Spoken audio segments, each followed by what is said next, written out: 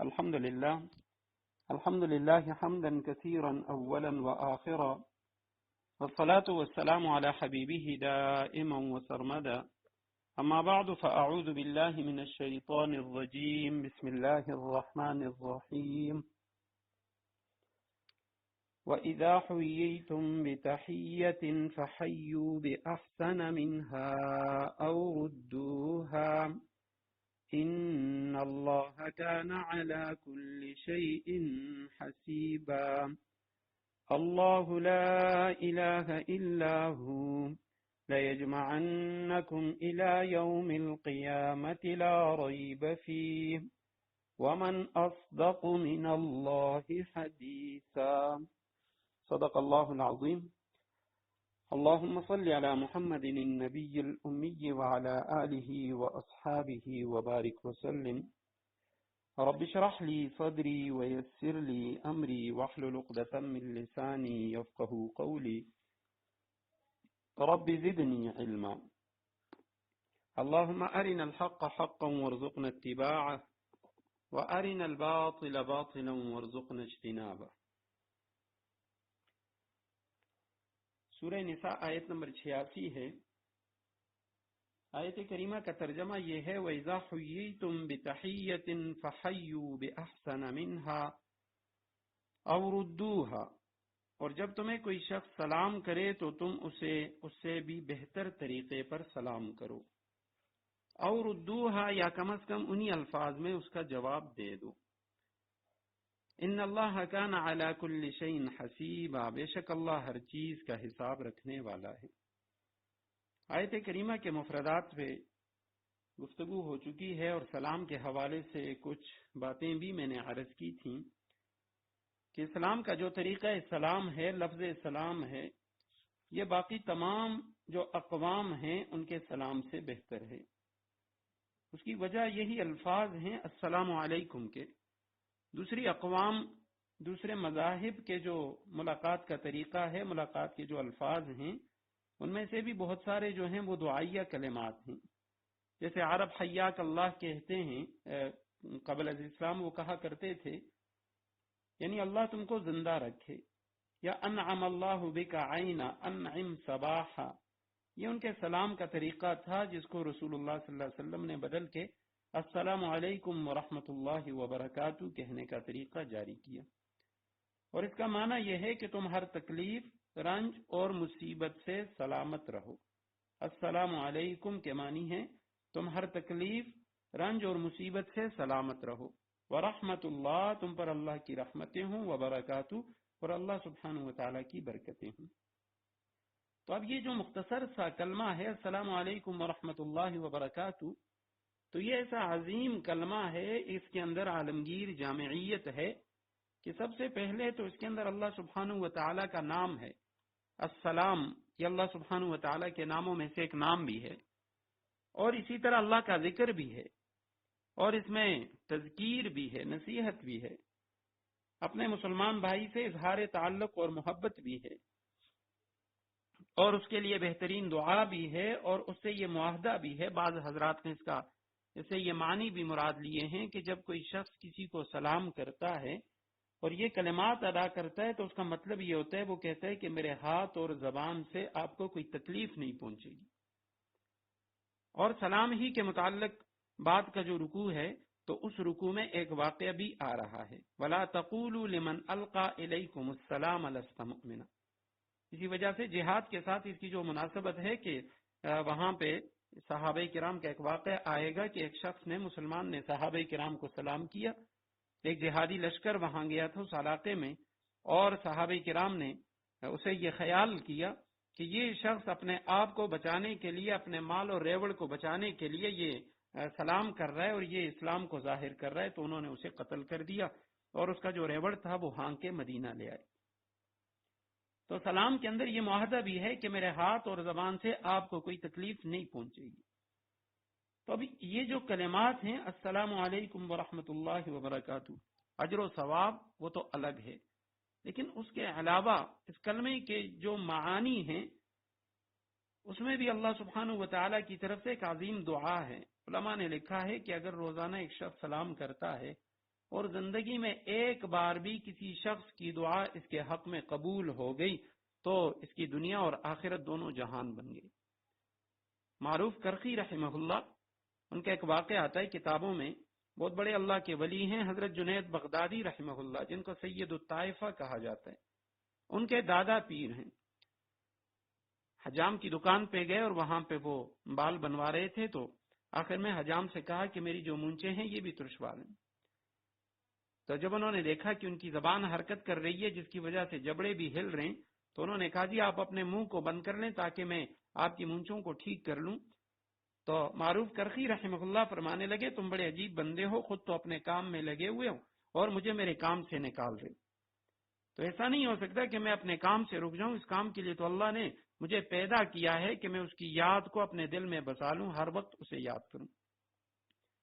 تو ان کا واقعہ کہ راستے پہ جا رہے تھے اور ایک شخص سقہ جو لوگوں کو پانی پلا رہا ہے، اور ساتھ ساتھ وہ یہ بھی کہہ رہا ہے جو شخص مجھ سے پانی پی لے اللہ اس پہ اپنی رحمت نازل کرے۔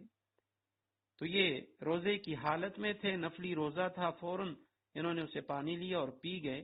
حضرت کے جو مریدین تھے، متعلقین تھے ان کے ساتھ، وہ کہنے لگے حضرت آپ کا تو روزہ تھا، کیا آپ کو یاد نہیں رہا؟ فرمانے لگے نہیں مجھے یاد ہے، میرا نفلی روزہ تھا اور میں نے توڑ دیا، اور میں اس کے بدلے میں ایک روزے کی قضا کر لوں گا، لیکن اس شخص کی یہ جو دعا ہے یہ نہ معلوم پھر مجھے کہیں مل سکتی ہے یا نہیں مل سکتی۔ ایسی دعا ہو سکتا ہے اللہ سبحانہ و تعالیٰ اس شخص کی دعا میرے حق میں قبول فرما لے، اس لیے میں نے اپنا روزہ توڑ دیا اور پھر میں اس کی قضا کر لوں گا۔ نبی علیہ السلام کے ایک صحابی کا واقعہ آتا ہے، آپ صلی اللہ علیہ وسلم اس کے دروازے پہ گئے، اور مشہور واقعہ ہے کہ دوپہر کا وقت ہے، سخت گرمی ہے، آپ صلی اللہ علیہ وسلم باہر نکلے، حضرت صدیق اکبر رضی اللہ تعالیٰ عنہ سے ملاقات ہوئی، تو آپ صلی اللہ علیہ وسلم نے پوچھا اے ابو بکر اتنی گرمی میں تم باہر کیا کر رہے ہو؟ تو فرمانے لگے یا رسول اللہ اخرجنی الجوع، مجھے بھوک نے مجبور کیا کہ میں اپنے گھر سے نکل جاؤں، گھر میں کچھ کھانے پینے کے لیے نہیں ہے۔ تو اس کے بعد کہتے ہیں حضرت عمر رضی اللہ تعالیٰ عنہ وہ بھی باہر آئے، انہوں نے بھی یہی کلمات کہ حضرت علی کرم اللہ وجہ وہ بھی آئے اور انہوں نے بھی کہا یا رسول اللہ مجھے بھوک اور پیاس نے مجبور کی۔ آپ صلی اللہ علیہ وسلم ان صحابہ کرام کو لے کر حضرت سعد رضی اللہ تعالیٰ عنہ کے گھر گئے، تو وہاں آپ صلی اللہ علیہ وسلم نے جب سلام کیا اندر سے کوئی جواب نہ آیا، دوبارہ سلام کیا پھر جواب نہ آیا، تیسری بار سلام کیا جواب نہ آیا۔ اور یہ اجازت مانگنے کا استیزان کا بھی ایک طریقہ ہے کہ کسی کے ہاں بندہ جائے تو اگر سلام کی آواز اس تک پہنچتی ہے تو 3 بار یعنی اجازت طلب کرنے کے لیے وہ سلام کرے۔ تو جب آپ صلی اللہ علیہ وسلم واپس ہوئے، حضرت سعد رضی اللہ تعالیٰ عنہ گھر میں تھے، فوراً نکلے اور کہا یا رسول اللہ آپ تشریف لائیے۔ آپ صلی اللہ علیہ وسلم نے فرمایا کہ سعد میں نے پہلی بار سلام کیا جواب نہ آیا، دوسری بار تیسری بار جواب نہ آیا، اس لیے ہم واپس ہوئے۔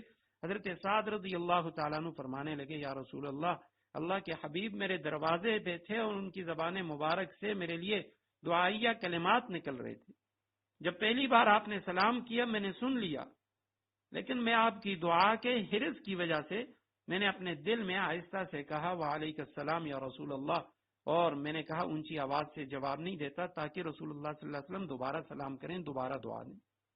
تو آپ نے دوسری بار کی یا تیسری بار سلام کیا، میں نے اسی طرح آہستہ جواب دیا، لیکن جب آواز نہ آئی میں سمجھ گیا کہ آپ واپس ہو گئے، اس لیے یا رسول اللہ میں باہر آیا۔ تو یہ ایسے عظیم کلمات ہیں سلام کے۔ اب سلام کے متعلق شریعت نے کچھ احکامات بھی دیے ہیں کہ سلام کے کلمات تو یہی ہیں السلام علیکم ورحمۃ اللہ وبرکاتہ، اور علیکم یہ جمع کا صیغہ ہے، کسی ایک شخص کو بھی سلام کیا جائے گا تو السلام علیکم کہا جائے گا، علیکہ بھی ٹھیک ہے لیکن کلمات علیکم ہیں، اس کی علماء نے 2 وجہیں لکھی ہیں کہ بھئی ایک شخص ہے اور ہم اسے کہتے ہیں السلام علیکم تم پر سلامتی ہو، ایک وجہ تو یہ ہے کہ یہ اس شخص کی تعظیم کے لیے ہے، ادب کے لیے ہے، جیسے اردو میں ہم کسی شخص کو بجائے تو کے آپ کہہ دیتے ہیں یا تم کا لفظ استعمال کر لیتے ہیں جمع کا صیغہ، تو یا تو مخاطب کی جو تعظیم ہے اس کی رعایت کے لیے، اور دوسری وجہ علماء نے یہ بھی لکھی ہے کہ بھئی جب کسی شخص کو سلام کیا جائے چاہے ایک ہی شخص ہو تو جب اس کو سلام کرے ساتھ نیت کرے اس کے ساتھ جو 2 فرشتے ہیں کرامن کاتبین دائیں اور بائیں، تو ان کو بھی سلام میں انہیں بھی شامل کرے اور ان کی بھی نیت کرے، تاکہ اس شخص کی طرف سے جب جواب آئے تو فرشتوں کی طرف سے بھی اس پہ سلامتی کا جو لفظ ہے اور یہ دعائیہ کلمات یہ فرشتوں کی طرف سے بھی اس پہ آئے۔ تو اب سلام کے متعلق پہلا جو مسئلہ ہے وہ یہ ہے کہ سلام کرنا یہ سنت مؤکدہ ہے، اور سلام کرنے والے کو جواب دینا یہ واجب ہے، لازم ہے، اور سلام اس طرح کرنا چاہیے کہ جس کو وہ سلام کر رہا ہے وہ سن لے۔ اگر خدا نخواستہ وہ دور ہے اس سے اور یہ دور سے سلام کر رہے تو پھر ہاتھ کا اشارہ بھی کرے تاکہ اسے پتہ چلے کہ اس نے مجھے سلام کیا۔ اور اگر سلام کے جواب میں کسی نے صرف وعلیکم کہہ دیا تو تب بھی یہ جواب اس کا ٹھیک ہے، جواب ہو گیا۔ خطوط کے اندر یا اسی طرح میسج وغیرہ میں جو سلام لکھا جاتا ہے تو اس کا جواب بھی واجب ہے، لیکن اب یہ زبانی طور پہ دے یا خط کے اوپر ہی لکھ دے یا میسج میں لکھ لے، دونوں طرح سے یہ جواب دینا ٹھیک ہو جائے گا۔ اور اسی طرح اگر کوئی شخص، بعض اوقات یوں ہوتا ہے کہ کوئی شخص کہتا ہے کہ جی فلاں تک میرا سلام پہنچا دیجئے، تو عام طور پہ ہم لوگ کہتے ہیں وعلیکم السلام، اسی کو جواب دے دیتے ہیں، حالانکہ اس کو جواب نہیں دینا، کیونکہ وہ اس کو سلام نہیں کر رہا، وہ کہہ رہا ہے فلاں شخص تک میرا سلام پہنچا دینا۔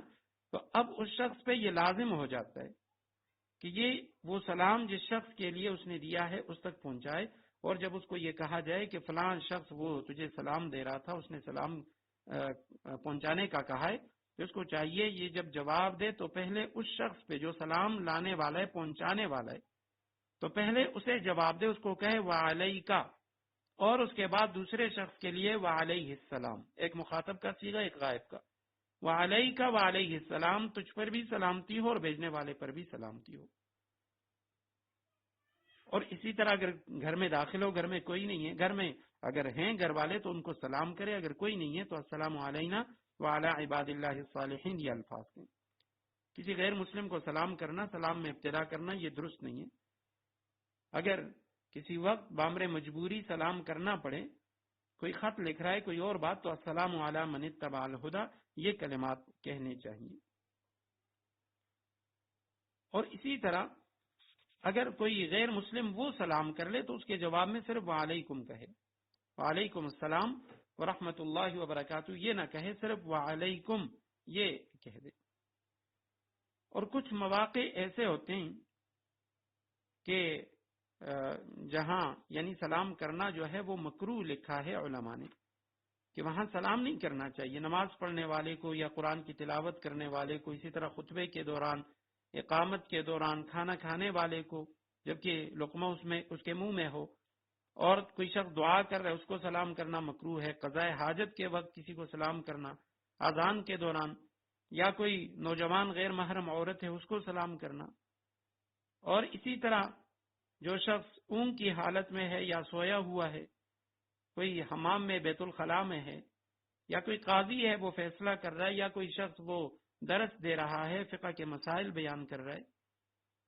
اور اسی طرح علماء نے لکھا ہے کہ مسجد کے اندر اونچی آواز سے بھی سلام نہ کرے، بلند آواز سے سلام نہ کرے۔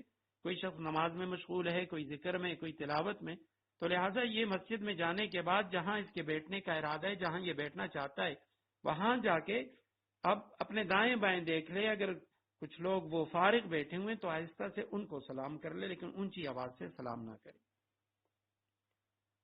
اور اسی طرح سلام کی جو تکمیل ہے وہ مصافحہ کے ساتھ ہوتی ہے، کہ بندہ مصافحہ کرے، یا اگر دور سے آیا ہوا ہے تو معانقہ کر لے، ملنے کو کہا جاتا ہے معانقہ۔ البتہ ہمارے ایک استاد محترم وہ فرمایا کرتے تھے کہ سلام کرنا سنت ہے، اس کا جواب دینا واجب ہے، اور کسی دوسرے مسلمان کو تکلیف پہنچانا حرام ہے۔ بعض اوقات ہم کیا کرتے ہیں، کسی اللہ کے نیک ولی سے، کسی اللہ کے نیک بندے سے ہم چاہتے ہیں کہ ہم مصافحہ کر لیں، بہت بڑا مجمع ہوتا ہے، وہ تھکا ہوا ہے یا بیمار ہے، لیکن ہماری کوشش ہوتی ہے کہ لازماً ہمارا ان سے مصافحہ ہو جائے، تو فرمایا یہ دوسرے مسلمان کو تکلیف پہنچانا یہ حرام ہے۔ انہوں نے سلام کر لیا، آپ جواب دے دیں، یا آپ دور سے سلام کہہ دیں تو آپ کا سلام ہو گیا، وہ جواب دے دیں گے، دعائیہ کلمات آپ کے لیے ادا کر لیں گے۔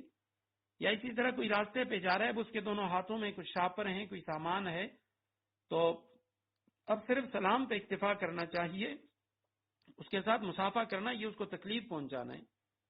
کہ وہ سامان کو ان چھاپروں کو یا ایک ہاتھ میں لے گا یا نیچے رکھے گا تب جا کے وہ مسافہ کرے گا، تو فرمایا یہ دوسرے مسلمان کو تکلیف پہنچانا ہے۔ اور اسی سلام کے حوالے سے ایک اور بات کہ السلام علیکم ورحمۃ اللہ وبرکاتہ، یہاں تک یہ جو کلمات ہیں یہ ثابت ہیں۔ اس سے آگے ومغفرتہ کا جو لفظ ہے، اگرچہ ایک حدیث مبارکہ میں اس کا ذکر آتا ہے ابو داود میں ومغفرتہ کا لفظ، لیکن بہت سارے جو فقہا ہیں انہوں نے لکھا ہے کہ یہ مکروہ ہے ومغفرتہ کا لفظ، کیونکہ دیگر احادیث میں آتا ہے کہ سلام وبرکاتہ کے اوپر ختم ہو جاتا ہے، اور اس کے اوپر السلام علیکم ورحمۃ اللہ وبرکاتہ تک نبی علیہ السلام نے فرمایا 30 نیکیاں ملتی ہیں۔ فرمایا وَإِذَا حُيِّيتُم بِتَحِيَّةٍ، جب تمہیں سلام کیا جائے، کوئی تمہیں سلام کرے فَحَيُّوا بِأَحْسَنَ مِنْهَا، تو ان سے اچھے کلمات میں اس کو جواب دو، یعنی اگر وہ السلام علیکم کہے تم ورحمۃ اللہ بھی کہہ دو جواب میں، اور اگر وہ السلام علیکم ورحمۃ اللہ کہے تم ورحمۃ اللہ وبرکاتہ جواب میں کہہ دو، اور اگر وہ السلام علیکم ورحمۃ اللہ وبرکاتہ کہہ دے تو تم یہی کلمات بھی کہہ سکتے ہو، اور صرف وعلیکم کا جو لفظ ہے وہ بھی کہہ سکتے ہو۔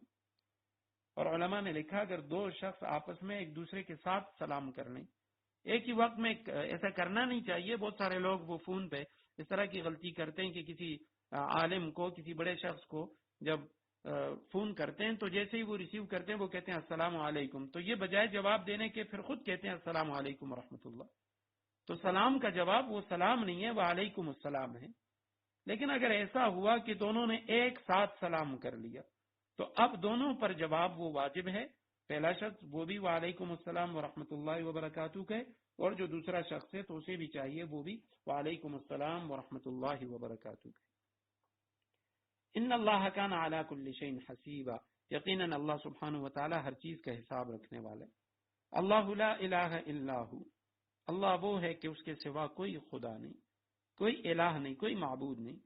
لیجمعنکم الی یوم القیامہ، وہ تمہیں ضرور بالضرور قیامت کے دن جمع کرے گا، لا ریب فیہ، جس کے آنے میں کوئی شک نہیں ہے۔ ومن اصدق من اللہ حدیثا، اور کون ہے جو اللہ سے زیادہ بات کا سچا ہے۔ لیجمعنکم الی یوم القیامہ، یہاں الافی کے معنی میں، یعنی اللہ تمہیں ضرور جمع کرے گا الی یوم القیامہ، قیامت کے دن میں، فی یوم القیامہ، لا ریب فی، جس میں کوئی شک نہیں، جس کے آنے میں کوئی شک نہیں۔ ومن اصدق، یہ افعل التفضیل کا صیغہ ہے، کون ہے زیادہ سچ بولنے والا، زیادہ سچا، من اللہ، اللہ سے، حدیثاً، بات میں، اللہ سے زیادہ بات میں کون سچا ہے؟ یعنی اللہ سبحانہ و تعالیٰ نے جب فرما دیا کہ قیامت کے دن وہ تم سب کو جمع کرے گا اور تمہیں تمہاری نیکیوں کا بدلہ دے گا یا برائیوں پہ سزا دے گا، تو اللہ سے زیادہ سچا کوئی نہیں ہے۔ فما لکم فی المنافقین فئتین واللہ ارکسہم بما کسبوا، سورہ نساء رکو نمبر 12 ہے۔ فما لکم فی المنافقین فئتین، پھر تمہیں کیا ہو گیا کہ منافقین کے بارے میں تم دو گروہ بن گئے۔ واللہ ارکسہم بما کسبوا، حالانکہ انہوں نے جیسے کام کیے ہیں ان کی بنا پر اللہ نے ان کو اوندا کر دیا ہے۔ اتریدون ان تہدوا من اضل اللہ، کیا تم یہ چاہتے ہو کہ ایسے شخص کو ہدایت پر لاؤ جسے اللہ اس کی خواہش کے مطابق گمراہی میں مبتلا کر چکا ہے۔ ومن یضلل اللہ فلن تجد له سبیلا، اور جسے اللہ گمراہی میں مبتلا کر دے اس کے لیے تم ہرگز کبھی کوئی بھلائی کا راستہ نہیں پا سکتے۔ فما لکم، کیا ہوا تمہیں، فی المنافقین، منافقین کے بارے میں، فئتین، فئتن کی تثنیہ ہے، فئہ گروہ کو کہا جاتا ہے، فئتین دو گروہ، تمہیں کیا ہو گیا کہ منافقین کے بارے میں تم دو گروہ بن گئے۔ واللہ، اور اللہ، ارکسہم، ماضی کا صیغہ ہے واحد مذکر غائب کا، اور ہم آخر میں مفعول کی ضمیر ہے۔ ارکاس کے معنی ہے یعنی الٹا پھیر دینا، الٹا کرنا، تو اللہ نے ان کو سر کے بل اوندا گرا دیا ہے، ان کو کفر کی طرف الٹا پھیر دیا ہے۔ ارکسا اور نکسا، یہ دونوں لفظوں یہ ہم معنی ہیں، دونوں کے معنی یہ اوندا کر دینا، الٹا کر دینا، تو اللہ سبحانہ و تعالی نے ان کو اوندا کر دیا ہے، بما کسبوا، انہوں نے جیسے کام کیے ان کاموں کی وجہ سے، ان کے اپنے کسب کی وجہ سے۔ اتریدون، کیا تم چاہتے ہو، حمزہ استفہام کا ہے، ان تہدو کہ تم ہدایت پر لاؤ، من اضل اللہ اس شخص کو جس کو اللہ نے گمراہی میں مبتلا کر دیا، یعنی اس کی خواہش کے مطابق خود وہ گمراہی کو پسند کرتا تھا اور وہ گمراہی کو چاہتا تھا، تو اللہ نے اسی راستے پہ اس کو چھوڑ دیا۔ اب جس کو اللہ نے گمراہ کر دیا اور خود اس کی خواہش کے مطابق وہ گمراہی میں مبتلا ہو چکا ہے، تو کیا تم یہ چاہتے ہو کہ تم اس کو ہدایت پر لے آؤ گے؟ وَمَن يُضْلِلِ اللَّهُ اور جسے اللہ گمراہی میں مبتلا کر دے، فَلَن تَجِدَ لَهُ سَبِيلًا اس کے لیے تم ہرگز کبھی کوئی بھلائی کا راستہ نہیں پا سکتے۔ تو یہاں سے ان آیات میں یہ جو رکوع ہے، اس رکوع کے اندر 4 قسم کے منافقین کا تذکرہ ہے، اور ان میں سے ہر قسم ان کا الگ الگ حکم بیان ہوگا۔ یہ جو آیت کریمہ ہے، آیت نمبر 88، اس میں منافقین کی پہلی قسم کا ذکر ہے، اور یہ مکہ کے کچھ لوگ تھے جو مدینہ منورہ آ گئے اور ظاہری طور پہ مسلمان ہو گئے، پھر کچھ عرصے بعد تجارت کے بہانے یہ مکہ مکرمہ واپس چلے گئے، انہوں نے مکہ جانے کی اجازت لی اور پھر واپس نہ آئے۔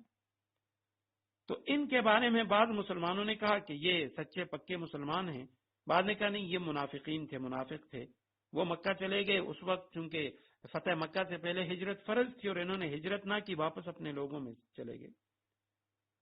اب قدرت کے باوجود ہجرت نہ کرنے کی وجہ سے وہ لوگ دین سے خارج ہوئے، کیونکہ اس وقت ہجرت وہ ایمان کا لازمی جز تھا، تو لہذا قرآن نے کہا کہ اب اختلاف رائے کی کوئی گنجائش باقی نہیں رہی، تو لہذا تم ان کے بارے میں 2 فریق نہ بنو کہ یہ مسلمان ہیں یا کافر۔ صحیح بخاری میں ایک حدیث ہے اور اس میں کچھ لوگوں کا ذکر آتا ہے، بلکہ اس میں ان لوگوں کے حوالے سے اس آیت کریمہ کا شان نزول لکھا ہے کہ غزوہ احد میں جو منافقین آپ صلی اللہ علیہ وسلم کے ساتھ شروع میں شامل ہو گئے اور مدینہ سے کچھ دور جا کر واپس آ گئے کہ ہماری بات نہیں مانی گئی، ہماری رائے نہیں لی گئی، لہٰذا ہم اس جنگ میں شریک نہیں ہوں گے، تو فرمایا ان لوگوں کے بارے میں، عبداللہ ابن ابی اور اس کے ساتھ جو باقی منافقین تھے ان کے بارے میں یہ آیت کریمہ نازل ہوئی۔ تو تمہیں کیا ہو گیا کہ منافقین کے بارے میں تم 2 گروہ بن گئے ہو؟ کچھ کہہ رہے ہیں کہ مسلمان ہیں یہ مخلص مسلمان، اور کچھ کہتے ہیں یہ منافق کافر ہیں۔ اللہ سبحانہ وتعالیٰ فرماتے ہیں واللہ ارکسہم بما کسبوا، اللہ سبحانہ وتعالیٰ نے ان کو عمدہ کر دیا ہے ان کے اپنے اعمال کی وجہ سے، اللہ نے ان کے ساتھ کوئی ظلم نہیں کیا۔ اب کیا تم یہ چاہتے ہو کہ تم انہیں راہ راست پہ لاؤ؟ ہدایت دو اس شخص کو، ہدایت پر لاؤ جسے اللہ نے گمراہ کر دیا ہے، اور جسے اللہ نے گمراہ کیا فلن تجد لہ سبیلا اس کے لیے ہرگز تم کوئی بھلائی کا راستہ نہیں پاؤ گے۔ وَدُّوا لَوْ تَكْفُرُونَ كَمَا كَفَرُوا فَتَكُونُونَ سَوَاءً یہ لوگ چاہتے یہ ہیں کہ جس طرح انہوں نے کفر کو اپنا لیا ہے اسی طرح تم بھی کافر بن کر سب برابر ہو جاؤ، فَتَكُونُونَ سَوَاءً فَلَا تَتَّخِذُوا مِنْهُمْ أَوْلِيَاءَ لہذا اے مسلمانوں تم ان میں سے کسی کو اس وقت تک دوست نہ بناؤ جب تک حتیٰ یہاجروا فی سبیل اللہ وہ اللہ کے راستے میں ہجرت نہ کر لیں، فَإِن تَوَلَّوْا چنانچہ اگر وہ ہجرت سے اعراض کریں، فَخُذُوهُمْ تو ان کو پکڑو، وَاقْتُلُوهُمْ اور وَاقْتُلُوهُمْ حَيْثُ وَجَدْتُمُوهُمْ جہاں بھی انہیں پاؤ انہیں قتل کر دو، وَلَا تَتَّخِذُوا مِنْهُمْ وَلِيًّا وَلَا نَصِيرًا اور ان میں سے کسی کو نہ اپنا دوست بناؤ نہ مددگار بناؤ۔ ود یود ودن کے معنی ہے چاہنا، ودود محبت کرنے والا، تو پسند کرنا، محبت کرنا، چاہنا یہ اس کے معنی ہے۔ ودو جمع غائب کا صیغہ ہے، یہ کافر منافق چاہتے ہیں لو تکفرون کہ تم بھی کفر کو اپنا لو، کما کفرو جس طرح وہ کافر بن چکے انہوں نے کفر کو اپنا لیا، فتکونون سوا پھر تم سب برابر ہو جاؤ گے۔ فلا تتخذوا منهم اولیاء تم نہ بناؤ، نہیں کا صیغہ ہے ان منافقین کو اولیاء ولی کی جمع دوست، حتی یہاجروا یہاں تک کہ یہ ہجرت کریں اللہ کے راستے میں، جب تک انہوں نے مکہ سے ہجرت نہیں کی تب تک تم ان کو اپنا دوست نہ بناؤ۔ فَإِن تَوَلَّوْا پس اگر انہوں نے اعراض کیا، فَخُذُوهُمْ جمع کا صیغہ ہے امر کا، خود سے خذو پکڑو ان کو، وَاقْتُلُوهُمْ قتل کرو ان کو، حَيْثُ وَجَدْتُمُوهُمْ جہاں بھی تم انہیں پاؤ، وَلَا تَتَّخِذُوا اور مت بناؤ منہم ان میں سے کسی کو ولیًا دوست، ولا نصیرا اور نہ مددگار۔ تو آیت کریمہ میں فرمایا کہ کفار یہ چاہتے ہیں، اور ہر دور میں جس طرح اس دور کے منافقین کفار وہ یہ چاہ رہے تھے کہ صحابہ کرام الیاذ باللہ مرتد ہو جائیں، واپس آ جائیں کفر کی طرف. اسی طرح آج کے دور کے کافر وہ بھی یہ چاہتے ہیں. یہاں سورہ نساء کی آیت کریمہ آیت نمبر 89 میں اور اسی طرح سورہ بقرہ میں ہم پڑھ چکے ہیں کہ وَلَن تَرْضَىٰ عَنْكَ الْيَهُودُ وَلَا النَّصَارَىٰ حَتَّىٰ تَتَّبِعَ مِلَّتَهُمْ، یہ تم سے راضی نہیں ہوں گے جب تک تم ان کے ملت کی پیروی نہ کرو. اور اسی طرح سورہ آل عمران میں وہاں بھی ہم پڑھ چکے ہیں کہ ایمان والو ان تطیعوا فریقا من الذین اوتوا الکتاب یردوکم بعد ایمانکم کافرین، کہ اگر تم ان کی پیروی کرو گے تو یہ ایمان لانے کے بعد تمہیں دوبارہ کفر کی طرف لے جائیں گے. تو ان آیات میں یعنی یہ جو کفر کے مختلف حربے ہیں وہ ہر دور میں رہیں، اور آج کے دور میں یہ بہت زیادہ ہیں. طرح طرح کے فتنے ہیں جو لوگوں کو گمراہ کرنے کی کوشش کرنے مختلف ہیلے اور بہانوں کے ساتھ. حضرت مفتی شفیع رحمہ اللہ انہوں نے لکھا ہے کہ ارتداد جو ہے اس کی دو قسمیں ہیں. ایک تو ظاہری ارتداد ہے کہ ایک شخص خدا نخواستہ وہ دین اسلام چھوڑ کے کوئی اور دین اختیار کر لیتا ہے، اور اس کے مقابلے میں ایک اور ارتداد ہے جس کو فکری ارتداد یا ذہنی الحاد یا ارتداد کہا جاتا ہے. تو وہ بہت زیادہ ہے اور جس سے اکثر لوگ وہ ناواقف ہیں، اسلام کا دعویٰ بھی کر رہے ہیں لیکن ضروریات دین کا انکار کر رہے ہیں. تو ایسے جو لوگ ہیں یہ بھی مرتد ہیں، دین اسلام سے خارج ہیں. اور آج کے اس دور میں زیادہ تر جو مسلمانوں پہ محنت کی جا رہی ہے وہ اس حوالے سے کہ جی نام تو ان کا مسلمانوں والا رہے اور وہ اپنے آپ کو مسلمان سمجھیں، لیکن فکری طور پہ وہ ملحد ہو چکے ہیں اور دین اسلام سے خارج ہوں. تو لہٰذا ان لوگوں سے فرمائے جب تک انہوں نے ہجرت نہیں کی، کیونکہ ہجرت اس وقت فرض تھی، تو ان سے یہ رعایت نہ رکھو اور یہ خیال نہ کرو یہ مسلمان ہیں، جہاں کہیں پاؤ ان کو قتل کرو اور نہ ان کو دوست بناؤ اور نہ مددگار بناؤ. إِلَّا الَّذِينَ يَصِلُونَ إِلَىٰ قَوْمٍ بَيْنَكُمْ وَبَيْنَهُمْ مِيثَاقٌ أَوْ جَاءُوكُمْ حَسِرَتْ صُدُورُهُمْ، ہاں وہ لوگ اس حکم سے مستثنیٰ ہیں. يَصِلُونَ إِلَىٰ قَوْمٍ بَيْنَكُمْ، جو کسی ایسی قوم سے جا ملیں کہ بَيْنَكُمْ وَبَيْنَهُمْ مِيثَاقٌ، جن کے اور تمہارے درمیان کوئی صلح کا معاہدہ ہو چکا ہے. أَوْ جَاءُوكُمْ، یا وہ لوگ تمہارے پاس اس طرح آئیں کہ حَسِرَتْ صُدُورُهُمْ، ان کے دل وہ یعنی جنگ سے بیزار ہوں. ان یقاتلوکم او یقاتلوا قومہم، تمہارے خلاف جنگ کرنے سے بھی وہ بیزار ہوں اور اپنی قوم کے خلاف جنگ کرنے سے بھی. ولو شاء اللہ لسلطہم علیکم، اور اگر اللہ چاہتا تو انہیں تم پر مسلط کر دیتا. فلقاتلوکم، تو وہ تم سے ضرور جنگ کرتے.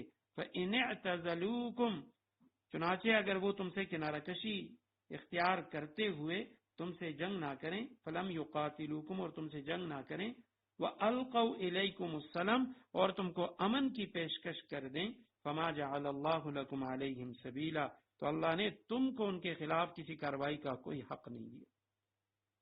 إِلَّا الَّذِينَ، سوائے ان لوگوں کے یصلون، وہ پناہ پکڑیں یا جا ملیں، وصل کے معنی ہے ملنا.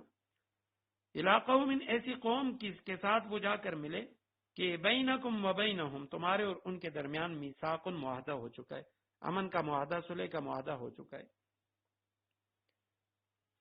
اور بینہم میثاق او جاؤکم، یا وہ تمہارے پاس آئیں، حسرت صدورہم، حسرت حسرن سے ہے یعنی تنگ ہونا، حصار محصور قیدی کو کہا جاتا ہے. تو حسرت صدورہم، صدور صدر کی جمع، سینے محصور ہو چکے ان کے سینے، یعنی ان کو کوئی راستہ وہ نکلنے کا نظر نہیں آ رہا. ان کے جو دل ہیں وہ تنگ ہو چکے ہیں. ان یقاتلوکم، کہ تمہارے ساتھ لڑیں، او یقاتلوا قومہم، یا اپنے قوم کے ساتھ. وہ تم سے اور اپنی قوم سے جنگ کرنے سے بیزار ہو چکے ہیں، تو ایسی قوم کے ساتھ بھی نہ لڑو. اور وَلَوْ شَاءَ اللَّهُ لَسَلَّطَهُمْ عَلَيْكُمْ، اور اگر اللہ چاہتا لَسَلَّطَهُمْ، ان کو زور دیتا، ان کو مسلط کر دیتا تم پر، ان کو اللہ سبحانہ وتعالی تقویت عطا کرتا. فَلَقَاتَلُوكُمْ، پھر وہ تمہارے ساتھ لڑتے، لیکن اللہ سبحانہ وتعالی نے ان کے سینے تنگ کر دیے، اب وہ بیزار ہو چکے ہیں، نہ تمہارے ساتھ وہ لڑنا چاہتے ہیں نہ اپنی قوم کے خلاف لڑنا چاہتے ہیں. فَإِنِ اعْتَزَلُوكُمْ، اعتزال کے معنی ہے بچنا، اعراض کرنا. فَإِنِ اعْتَزَلُوكُمْ، پس اگر وہ تم سے اعراض کریں، اعتزال کنارہ کش ہونا. فَلَمْ يُقَاتِلُوكُمْ، اور تمہارے خلاف نہیں لڑتے. وَأَلْقَوْا اور انہوں نے ڈال دیا، القاء کے معنی ڈالنا، السلام صلح کو، فرمانبرداری، اطاعت. تو اب انہوں نے تمہاری طرف صلح کی درخواست پیش کر لی، تم سے صلح کر لی، تو فما جعل اللہ، پس نہیں بنایا اللہ نے، لکم تمہارے لیے، علیہم ان پہ، سبیلاً کوئی راستہ. یعنی اب تم ان سے نہیں لڑو، تم ان سے جہاد نہ کرو. پچھلی آیت کریمہ میں منافقین کا ذکر تھا جو مکہ چلے گئے تھے، ان کے بارے میں فرمایا جہاں پاؤ قتل کر دو. لیکن اس میں استثناء ہے کہ جن لوگوں کا کفر ظاہر ہو چکا ہے تو اس سے بھی دو قسم کے لوگ وہ مستثنا کیے گئے. ایک تو یہ اگر یہ لوگ وہ ان لوگوں سے مل جائیں کہ جن سے مسلمانوں نے جنگ نہ کرنے کا معاہدہ کر رکھا ہے، تو پھر بھی تم ان کے خلاف قتال نہ کرو، ان کو قتل نہ کرو، کیونکہ یہ صلح کی خلاف ورزی ہوگی. اور دوسرے نمبر پہ جو لوگ جنگ سے بیزار ہو چکے ہیں، نہ وہ مسلمانوں سے لڑتے ہیں اور نہ اپنی قوم سے، تو ایسے جو لوگ ہیں ان کے خلاف بھی جنگ نہ کریں. یہ تین قسم کے منافقین کا تذکرہ ہو گیا. پہلی قسم وہ والی کہ جو مکہ چلے گئے تھے، ان کے خلاف تو حکم تھا کہ ان کو پکڑو اور قتل کرو. دوسرے معاہدین جن کے ساتھ آپ نے صلح کی، اس قوم سے ملنے والے. اور تیسرے نمبر پہ جنگ سے بیزار لوگ.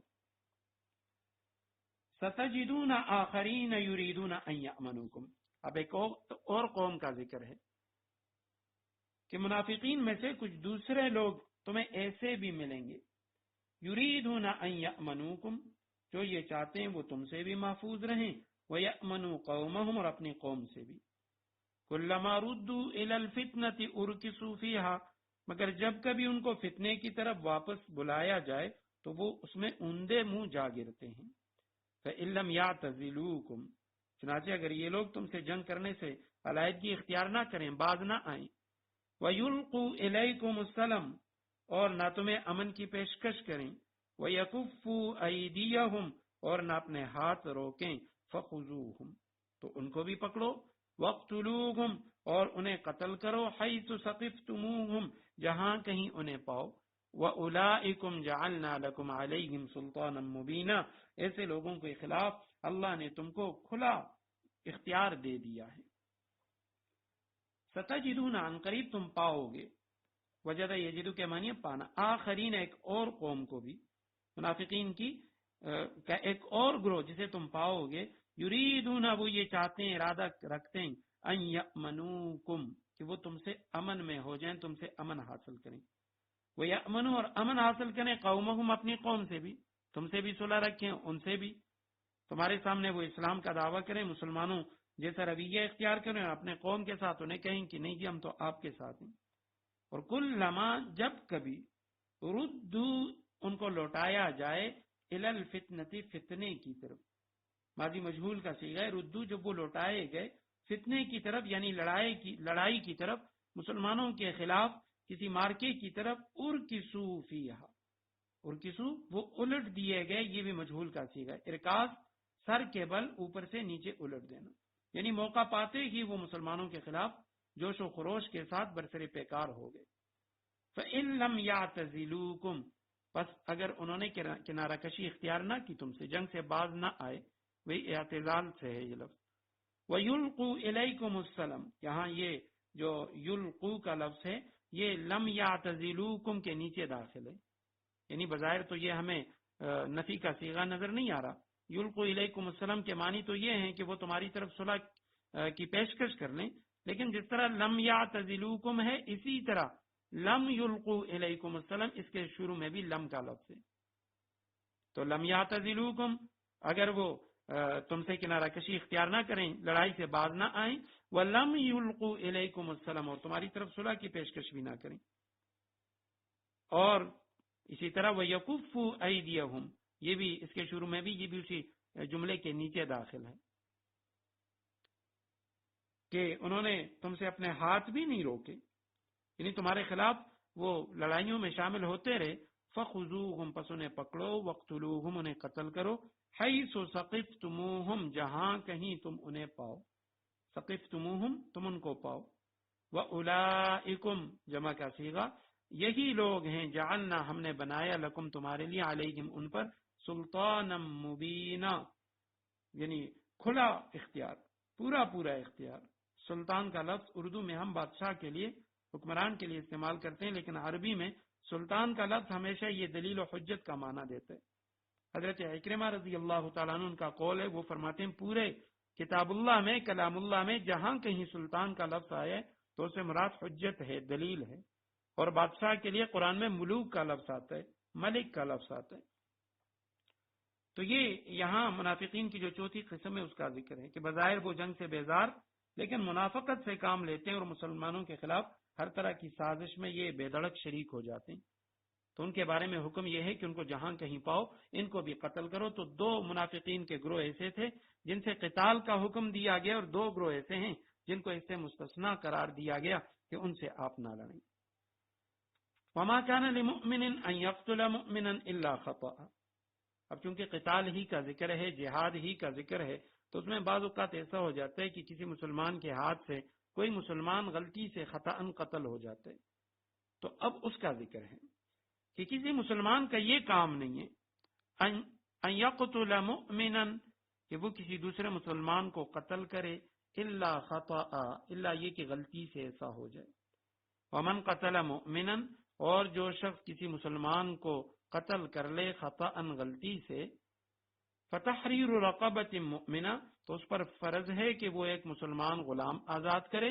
ودیۃ مسلمۃ الی اہلہ اور دیت یعنی خون بہا وہ مقتول کے وارثوں کو پہنچائے. الا ان یصدقوا الا یہ کہ وہ معاف کر دیں. فإن كان من قوم پس اگر وہ مقتول من قوم ایسی قوم سے ہے عدو لکم جو تمہارے دشمن ہے، یعنی مقتول کسی ایسی قوم سے تعلق رکھتا ہے جو تمہاری دشمن ہے، اور وہو مؤمن مقتول جو ہے وہ خود مسلمان ہے، فتحریر رقبۃ مؤمنہ تو بس ایک مسلمان غلام کو آزاد کرنا فرض ہے. وإن كان من قوم بينكم وبينهم ميثاق اور اگر وہ مقتول ان لوگوں میں سے ہے جو مسلمان نہیں مگر ان کے اور تمہارے درمیان کوئی معاہدہ ہو چکا ہے، فدیۃ مسلمۃ الی اہلہ تو یہ بھی فرض ہے کہ خون بہا اس کے وارثوں تک پہنچایا جائے. وتحریر رقبۃ مؤمنہ اور ایک مسلمان غلام کو بھی آزاد کیا جائے. فمن لم یجد فصیام شہرین متتابعین ہاں اگر کسی کے پاس غلام نہ ہو تو اس پر فرض ہے کہ 2 مہینے تک مسلسل روزے رکھے. توبۃ من اللہ یہ توبے کا طریقہ ہے جو اللہ کی طرف سے مقرر کیا گیا. وکان اللہ علیما حکیما اور اللہ علم والا ہے، کامل علم والا اور کامل حکمت والا ہے. وما کان لمؤمن یہ یہاں پہ نفی ہے لیکن یہ اصل میں نہیں کے معنی میں، یعنی معنی تو یہ ہے وما کان لمؤمن کسی مسلمان کا یہ کام نہیں ہے، لیکن اس کا معنی یہ ہے وما کان لمؤمن کسی مسلمان کے لیے یہ جائز نہیں ہے، وہ کبھی ایسا نہ کرے. ان یقتل یہ کہ وہ قتل کرے مومنن کسی مومن کو، ان کی وجہ سے یقتل کے آخر میں نصب ہے، الا خطا سوائے غلطی کے. خطا اس کو کہا جاتا ہے یعنی قصد و ارادے کے بغیر کوئی کام ہو جائے. ومن قتل اور جس نے قتل کیا مومن کو خطا غلطی سے، فتحریر رقبۃ مؤمنہ تحریر کے معنی آزاد کرنا. ایک اردو والا تحریر ہے، لکھائی کے معنی میں آتا ہے، عربی میں تحریر یہ حر سے ہے، حر آزادی کو کہا جاتا ہے. فتحریر پس آزادی ہے، رقبۃ مؤمنہ رقبہ اصل میں عربی میں کہا جاتا ہے گردن کو. تو پھر یہ جو رقبہ کا لفظ ہے گردن، یہ جملہ انسانی بدن کے لیے استعمال ہونے لگا. اردو میں بھی یہ لفظ گردن اس سے جان یا جس میں انسانی مراد لیا جاتا ہے، تو پھر پورے بدن کے لیے یہ لفظ استعمال ہونے لگا، اور پھر عرف عام میں غلام کے لیے یہ استعمال کیا جانے لگا کہ رقبہ کے معنی غلام. تحریر رقبۃ یعنی غلام کو آزاد کرنا. ودیۃ مسلمۃ دیت کہتے ہیں خون بہا کو. تو جو دیت ہے اس کا ذکر آگے آئے گا کہ دیت میں 100 اونٹ دیے جاتے ہیں. مسلمۃ الی اہلہا مسلمۃ سالم بے داغ یعنی ایسے اونٹ جو بے داغ ہوں، یا بعض حضرات وہ اس کا ترجمہ کرتے ہیں کہ مسلمۃ یہاں اس معنی میں نہیں ہے سالم بے داغ میں، بلکہ مسلمۃ کے معنی حوالے کرنا، سپرد کرنا، الی اہلہ اس کے اہل کو، اس کے جو وارث ہیں ان کے حوالے کیا جائے گا. الا یہ کہ ان یصدقوا کہ وہ جو مقتول کے ورثاء ہیں وہ معاف کر دیں. تصدق کے معنی ویسے صدقہ کرنا، اللہ کے راستے میں مال خرچ کرنا، لیکن یہاں پہ یہ معنی دیتا ہے معاف کرنے کی. کہ یہ کہ وہ یعنی صدقہ کر لیں، صدقہ یہ ہے کہ وہ معاف کر دیں قاتل کو. فَإِن كَانَ پس اگر ہو وہ مقتول من قوم ایسی قوم سے عدو لکم جو تمہارے عدو ہیں، دشمن ہیں، وَهُوَ مُؤْمِنٌ اور وہ مقتول خود مومن ہے. دشمن قوم میں ایک مسلمان تھا، اس مسلمان کو کسی مسلمان نے قتل کیا. فتحریر رقبۃ پس مؤمن غلام کی آزادی ہے، تحریر رقبۃ آزادی ہے غلام کی، مومنۃ مومن. وَإِن كَانَ مِن قَوْمٍ اگر وہ مقتول ہو ایسی قوم میں سے کہ بینکم وبینہم میثاق تمہارے اور ان کے درمیان کوئی معاہدہ ہو چکا ہے. فدیۃ مسلمۃ پس دیت ہوگی کامل، مسلمۃ جو حوالے کی جائے گی، الی اہلہ اس کے یعنی جو ورثہ ہیں ان کے حوالے. تو جو دیت ہے وہ اس کے وارثوں کو دی جائے گی. اور وہ تحریر رقبۃ مؤمنہ غلام کی، مومن غلام کی آزادی بھی ہوگی. فمن لم یجد پس اگر کوئی نہ پائے یعنی اس غلام کی آزادی کو، کوئی شخص اگر کسی کے پاس غلام نہ ہو، وہ غلام کو آزاد نہیں کر سکتا یا غلام موجود نہیں ہے، فصیام پس اس پر روزے ہیں، شہرین شہر کی تسنیہ ہے، شہر ایک مہینہ، شہرین 2 مہینے، متتابعین تتابع تسلسل کے ساتھ، پے در پے 2 مہینے روزے رکھے گا. توبۃ من اللہ یہ اللہ کی طرف سے توبے کا طریقہ ہے، اور اللہ سبحانہ و تعالی جاننے والا، حکمت والا ہے. تو آیت کریمہ میں سب سے پہلے تو اس بات کا ذکر ہے کہ کسی مومن کے لیے یہ جائز ہی نہیں کہ وہ کسی مسلمان کا قتل کرے. کسی مسلمان کو وہ قتل کرے یہ کسی کے لیے جائز نہیں. لیکن اگر خدا نخواستہ غلطی سے کوئی شخص قتل ہو جائے تو اب اس میں جو قاتل ہے اس پہ دنیا میں اس سے جو دیت ہے یا فدیہ ہے یا اس کے توبے کا طریقہ ہے وہ کیا ہوگا، تو اس کا ذکر ہو رہا ہے. تو پہلی بات یہ ہے کہ یہاں پہ یہ جو قتل کی صورتیں یہ کل 8 صورتیں بنتی ہیں. مقتول جو ہیں جس کو قتل کیا گیا ہے تو اس کی 8 صورتیں بنتی ہیں. یا تو وہ مومن ہوگا مسلمان، یا وہ ذمی ہوگا. ذمی وہ غیر مسلم، وہ کافر جو کسی اسلامی مملکت ریاست میں رہتے ہیں، اس کے قانون کی پاسداری کرتے ہیں، اس کو ذمی کہا جاتا ہے. یا کوئی ایسا شخص ہوگا جس کو آپ نے امن دیا ہے، جس کے ساتھ آپ کا امن کا معاہدہ ہے اور اس میں سے کسی شخص کو قتل کر دیا. اور چوتھی صورت میں کوئی حربی کافر، مسلمانوں کے خلاف لڑنے والا کوئی کافر ہے. تو اگر وہ ہے تو ان 4 صورتوں میں کہ یا تو مومن کو قتل کیا، یا ذمی کو، یا جو ہے وہ جس کو امن دیا گیا مصالح یا مستامن اس کو کہا جاتا ہے، یا حربی کافر کو. اب یہ 4 شخص ہیں اور قتل 2 طرح کا ہوتا ہے، یا تو قصدن قتل کیا ہے اور یا غلطی سے قتل ہوا ہے. تو اس اعتبار سے یہ قتل کی کل 8 صورتیں بنتی ہیں. اس میں پہلی صورت تو یہ ہے کہ کسی مومن کو کسی شخص نے قصدن قتل کر دیا. دوسری صورت یہ ہے کہ مومن کو غلطی سے، قتل خطا اس کو کہتے ہیں، غلطی سے قتل کر دیا. تیسری صورت یہ ہے کہ جو ذمی ہے، مسلمانوں کے ملک میں کوئی کافر رہ رہا ہے، قانون کی پاسداری کرتا ہے، اس کو قصدن قتل کر دیا. اور چوتھی صورت یہ ہے کہ ذمی کو غلطی سے قتل کر دیا. اور 5ویں صورت یہ ہے کہ جس کو آپ نے امن دیا ہے، جس سے آپ کا معاہدہ ہو چکا ہے، اس کو قصدن قتل کیا. یا 6ٹھی صورت یہ ہے کہ اس کو غلطی سے قتل کیا.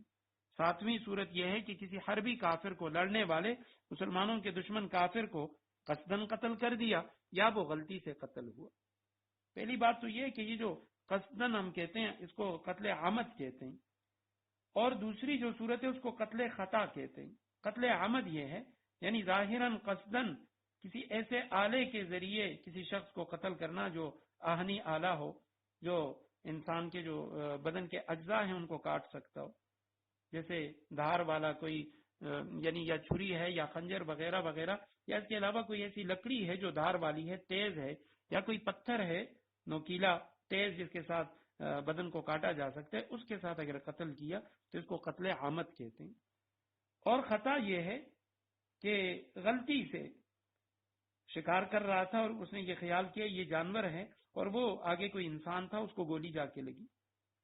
یا یہ ہے کہ وہ شکار ہی پر گولی چلانا چاہتا تھا لیکن اسے پتا تھا کہ ہے شکار ہی، لیکن وہ غلطی سے گولی دوسری طرف چلی گئی اور کسی شخص کو لگ گئی، تو اس کو قتل خطا کہتے ہیں. تو اب یہ جو 8 صورتیں ہیں ان میں بعض صورتوں کا حکم وہ تو قرآن کریم کی آیت کریمہ کے اندر موجود ہے، جبکہ بعض صورتیں ایسی ہیں جن کا ذکر حدیث میں ہے. پہلی جو صورت ہے کہ یعنی کسی مسلمان کو مومن کو قصدن عمدن قتل کیا، تو اس کا ذکر ہم سورہ بقرہ میں پڑھ چکے ہیں کہ اگر کسی شخص کو قتل کیا تو اس کے بدلے میں کتب علیکم القصاص، قصاص لیا جائے گا، اس کو بھی قتل کیا جائے گا۔ دوسری جو صورت ہے تو اس صورت میں کہ غلطی سے کسی مومن کو قتل کیا تو اس میں تحریر الرقبہ اس کا ذکر آ گیا کہ غلام کی آزادی بھی ہے، اور اسی طرح غلطی سے کسی مومن کے قتل، اس پہ انشاءاللہ بعد میں تشریح کریں گے کہ آج کل اس کی جو موجودہ کچھ صورتیں ہیں تو ان میں بعض صورتیں ایسی ہیں کہ جن صورتوں کے اندر اس پر دیت بھی ہے اور اسی طرح کفارہ بھی ہے۔ دیت 100 اونٹ کیا اس کی قیمت ہے، اور کفارہ یہ ہے کہ وہ 2 مہینے مسلسل روزے رکھے گا اگر وہ غلام آزاد نہ کر سکتا ہو۔ تیسری صورت یہ ہے کہ اگر کسی ذمی کو قصدن قتل کیا مسلمان نے تو اس مسلمان سے قصاص لیا جائے گا، حدیث میں اس کا ذکر ہے۔ اور چوتھی صورت یہ ہے کہ ذمی کو غلطی سے قتل کیا تو اس کا ذکر یہاں قرآن میں ہے، وَإِنْ كَانَ مِنْ قَوْمٍ بَيْنَكُمْ وَبَيْنَهُمْ مِيثَاقٌ فَدِيَّةٌ مُسَلَّمَةٌ إِلَىٰ أَهْلِهِ وَتَحْرِيرُ رَقَبَةٍ مُؤْمِنَةٍ۔ دونوں چیزیں ہیں کہ وہاں دیت بھی اس کو دی جائے گی، اس کے وارثوں کو، اور اسی طرح غلام کی آزادی بھی ہوگی۔ چوتھی صورت یہ ہے کہ جس میں کسی ذمی جو ہے اس کو، پانچویں صورت کہ جس کے ساتھ آپ کے امن کا کوئی صلح کی کوئی معاہدہ ہو چکا ہے اور پھر اس کو زبردست یعنی عمدن قصدن قتل کر لیا، تو اس صورت میں مصالح جو ہے جس کے ساتھ صلح ہو چکا ہے تو اس کا ذکر جو ہے وہ فما جعل اللہ لکم علیہم سبیلا اس میں آ گیا۔ اور جو چھٹی صورت ہے جس میں یہ فرمایا کہ مصالح جو ہے کسی کے ساتھ صلح کا معاہدہ ہو چکا ہے اور غلطی سے اسے قتل کیا گیا، تو اس کا جو ذکر ہے وہ چوتھی صورت کے اندر داخل ہے۔ چھٹی صورت کا جو حکم ہے وہ چوتھی صورت میں داخل ہے کہ جس میں فرمایا کہ اگر کسی قوم کے ساتھ تمہارا معاہدہ ہو چکا ہے تو اس صورت میں تحریر رقبہ بھی ہے، غلام کی آزادی بھی ہے، اور اسی طرح دیت بھی دی جائے گی۔ اور آخری 2 صورتیں رہ جاتی ہیں کہ حربی کافر والی، ایسا کوئی مسلمانوں کا دشمن کافر ہے، اس کو قصدن قتل کیا جیسے جہاد میں کیا جاتا ہے، اس کی بھی اجازت ہے، اور اگر وہ غلطی سے قتل ہو جائے تو اس پر بھی کوئی مسلمان پہ کوئی دیت وغیرہ کچھ بھی نہیں ہے۔ آیت کریمہ کا ترجمہ ایک بار پھر کرتے ہیں، وَمَا كَانَ لِمُؤْمِنٍ أَن يَقْتُلَ مُؤْمِنًا إِلَّا خَطَأً۔ کسی مومن کا یہ کام نہیں کہ وہ کسی دوسرے مسلمان کو قتل کرے، الا خطأ، الا یہ کہ غلطی سے ایسا ہو جائے۔ ومن قتل مؤمنا خطأ، یہ پہلی صورت ہے کہ کسی نے دوسری صورت کہ مومن کو غلطی سے قتل کیا، قصدن قتل کیا تو اس میں تو قصاص لیا جائے گا، اس کو قتل کیا جائے گا اس کے بدلے میں۔ لیکن اگر غلطی سے قتل ہوا فتحریر رقبۃ مومنہ، تو اس صورت میں غلام کی آزادی بھی ہے، مومن غلام کی، ودیت مسلمۃ، اور دیت بھی ہوگی جو دی جائے گی الی اہلہ، مقتول کے وارثوں کو، الا ان یصدقوا، مگر یہ کہ مقتول کے وارث وہ معاف کر دیں۔ فإن كان من قوم عدو لكم وهو مومن، کہ کسی مومن نے مومن کو قتل کیا لیکن وہ مومن جو ہے وہ دشمن قوم کے ساتھ ہے، کسی دشمن قوم کا فرد ہے اور اس کو اس نے قتل کر دیا، تو فتحریر رقبۃ مومنہ، صرف ایک غلام کی آزادی ہے، اس میں دیت نہیں ہے۔ اس کی وجہ یہ ہے کہ کوئی بھی کافر وہ مسلمان کا وارث نہیں بن سکتا، تو چونکہ وہ کافر قوم کا فرد ہے مسلمان، تو اس کی جو دیت ہوگی وہ چونکہ کافروں کو ملے گی، اور شرن کافر وہ مسلمان کا وارث نہیں ہو سکتا، نہ مسلمان کافر کا، تو اس لیے اس صورت میں صرف غلام کی آزادی ہے اور اس میں کوئی دیت نہیں ہے۔ وَإِنْ كَانَ مِنْ قَوْمٍ بَيْنَكُمْ وَبَيْنَهُمْ مِيثَاقٌ، کسی ایسی قوم کا فرد ہے کہ تمہارے اور ان کے درمیان صلح کا معاہدہ ہو چکا ہے، تو اس صورت میں دیت بھی ہے جو اس کے وارثوں کو دی جائے گی، وَتَحْرِيرُ رَقَبَةٍ مُؤْمِنٍ، اور غلام کی آزادی بھی ہے۔ فَمَن لَّمْ يَجِدْ فَصِيَامُ شَهْرَيْنِ، پر جو شخص نہ پائے، یہاں پہ مراد نہ پانے سے غلام ہے، کہ جس کو غلام نہ ملے، جس کے پاس غلام نہیں ہے، تو شہرین متتابعین، وہ 2 مہینے مسلسل روزے رکھے گا، توبۃ من اللہ، یہ اللہ کی طرف سے توبے کا طریقہ ہے، وکان اللہ علیما حکیما، اللہ علم والا ہے اور حکمت والا ہے۔ اب یہاں یہ غلام کے ناپانے کی صورت، یا یہ جو دیت دی جائے گی 100 اونٹ، یہ کون ادا کرے گا؟ آیا قاتل خود ادا کرے گا یا اس کے علاوہ کوئی اور ادا کرے گا؟ یا یہ جو مسلسل 2 مہینے روزوں کا ذکر ہے، تو انشاءاللہ آئندہ درس میں جو آج کل قتل کی مختلف صورتیں ہیں اور جدید اس کے حوالے سے جو مسائل ہیں یا جو ایکسیڈنٹ ہوتے ہیں اس حوالے سے کہ آیا یہ شرعی طور پہ قتل کی کون سی قسم ہے، تو انشاءاللہ آئندہ درس میں اس پہ گفتگو کریں گے۔ وآخر دعوانا ان الحمد للہ رب العالمین۔